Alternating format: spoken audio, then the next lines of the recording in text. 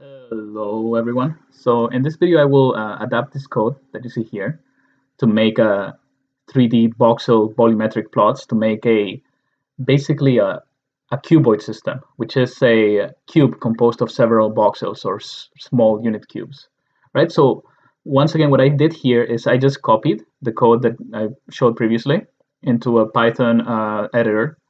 And now from here, what I'm going to do is I'm going to try to execute it. So that's the first step that's what I tried right now. And it's giving me an unknown projection error. So I'm just going to check, just going to go to Google and basically, paste this error that I found right on the debugger. And so it's sending me to this link. And it's basically telling me, if I scroll down, let's see, it appears that I need to import another module, right? So you see this, I need to import that module. So I'm just copy paste that line into my code here on the top, right, where we have all the modules imported. So I run it again, and now you can see that, yeah, it executed exactly as it showed on the website, right? So you can rotate it here, and it's all cool and everything. So what I'm gonna do now, is I am gonna wrap all of this code that I copied, right? And I'm gonna wrap it inside a function, right? So as I mentioned, this is code that I am adapting from a website. So this is one of the initiatives that I'm taking. I'm changing it a little bit. And the first change that I'm making is basically do that, right? So I'm wrapping it inside this make function, and I'm typing make so that then I can execute it with this line in line 38, right? So if I uncomment that line, nothing executes, as you can see, right? But if I turn the comment off, then yeah, the code runs, right? And I'm generating that plot. So now what I'm gonna do is I'm gonna create a dependency on the dimensions of the cuboid I'm making, or you could call it, yeah, let's call it a cuboid for now, right? So the dimensions will be x, y, and zeta. And I guess here we'll write a comment on what this means now, x, y, and zeta, or z, caps, right? And caps, captioned, they are, what am I going to write here? They are cube, they're not cube, right? So I guess the word that I'm trying to write here is orthorhombic, right? Which is like a rectangular three-dimensional structure. Yeah, are the dimensions, the cube dimensions, right? Or the dimensions of the cuboid, as I mentioned. So of course, when I create that dependency, I have to declare it as an input, and the input has to refer to something in the code.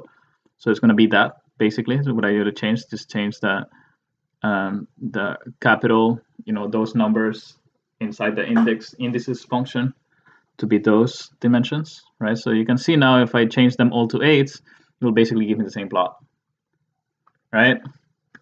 Nonetheless, this is not the plot we're trying to make. We don't want like two cubes connected by a stair. We want like a large cuboid we can define with certain x, y, and zeta dimensions, right? So what I'm going to do is I'm going to change a lot of this code. I'm just going to edit it, especially line. So what I'm going to do is I actually wanted to give you some explanation for what these lines, what is written in these lines, 19 through 21. Well, I just deleted 19, but these are actually just like you could say the spatial coordinates in some way of the cubes, but expressed in a Boolean way, right? So you can see that they have to meet a certain condition. It's actually more of a conditional. They do so in a conditional manner, right? But so basically, because we don't want, once again, as I mentioned, we don't want two cubes connected by the stair. We're just eliminating all the former expressions, and we're just gonna stick with two different cubes, which are actually gonna be voxels here. The way that I'm defining them. So I'm just defining cube 2 to just be a cube in the x, y, and z space, which meets these conditions, which would just make it a singular entity, as you can see, right? So and this would be cube 2. It would basically start at the origin of the XYZ plane.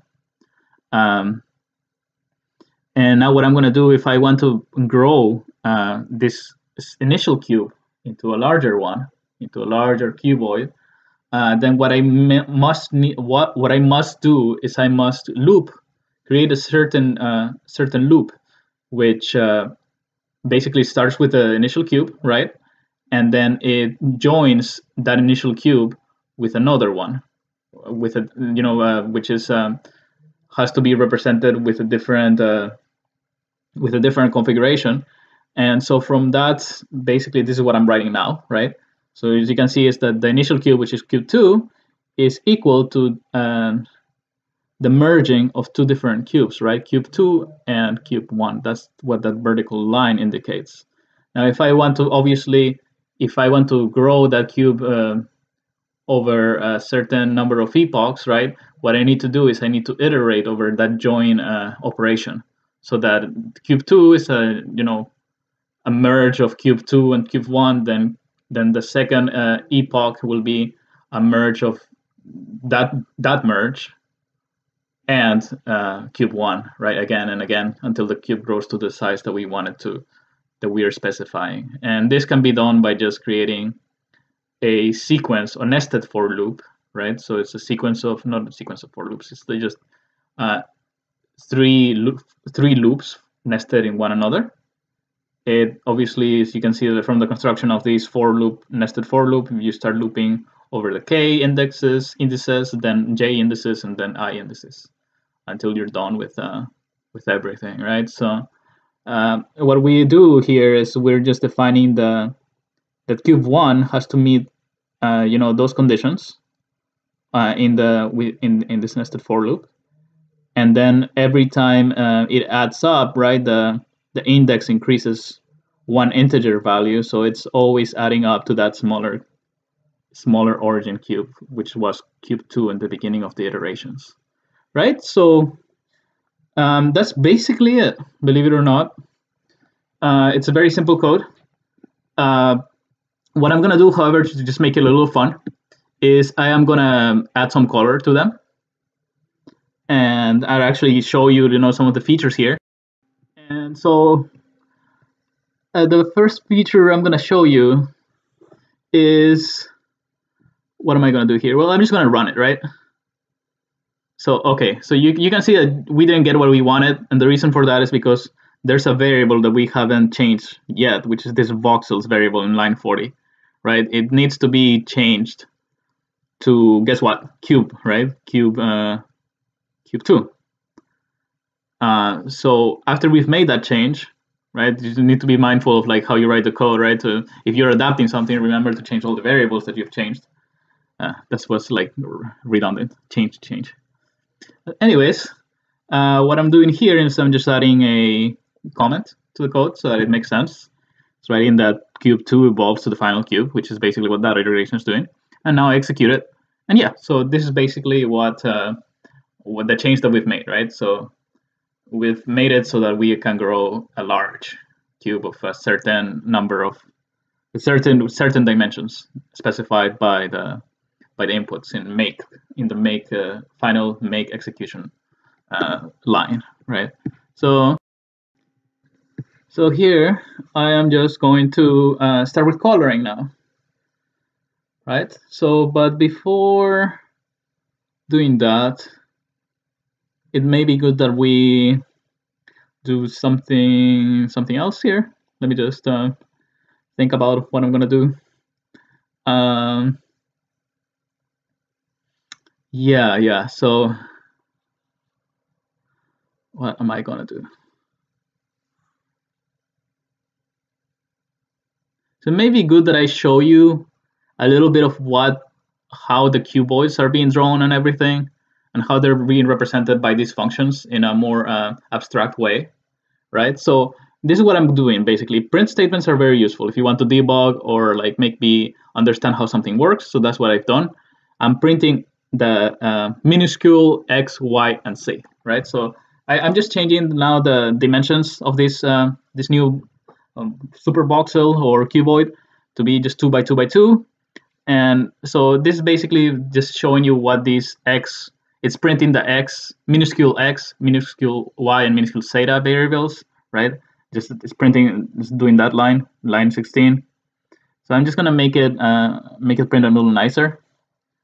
So I'm just gonna separate them line by line. So these minuscule variables, right, x, y, and z, what they're doing is they're just taking an index representation of the dimensions, right? So in a sort of like voxel form. And I can represent this graphically. I think it will make sense more if I represent that in such a graphical way. So what I'm gonna do is I'm just gonna use some drawing utility here for Bandicam. Great software, by the way. If you want to, it's freeware to a certain point, and then for a small amount of for a smaller contribution, you can like have much more features, right? But anyways, I digress. So I can represent this in a drawing in a more graphical way. I think it will make more sense to some of you.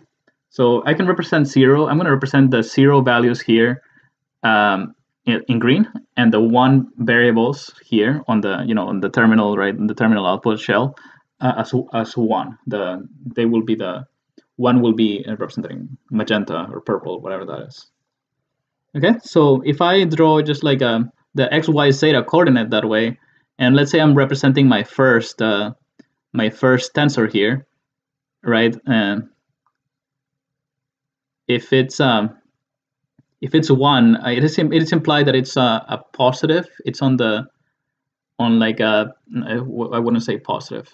I would say like on one of the dimensions of the face, right? So the facet. So you can see that for x plus or x positive would be, you could interpret it as being the right face, whereas the 0, right, or x negative would be on the left face, right? You could see it in such a way if you just represent it in a graphical sense. So and just like that, right, we can draw all the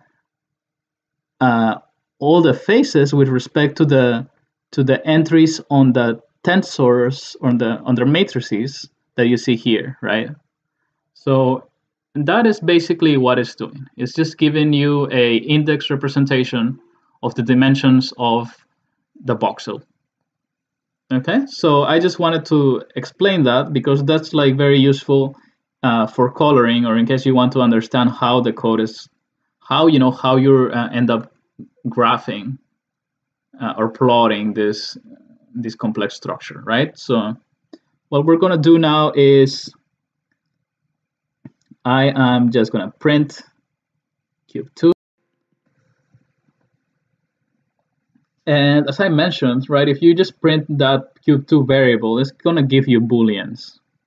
It's just basically gonna tell you where am I finding, in what part of space am I finding the voxels, right? Where do we have voxels?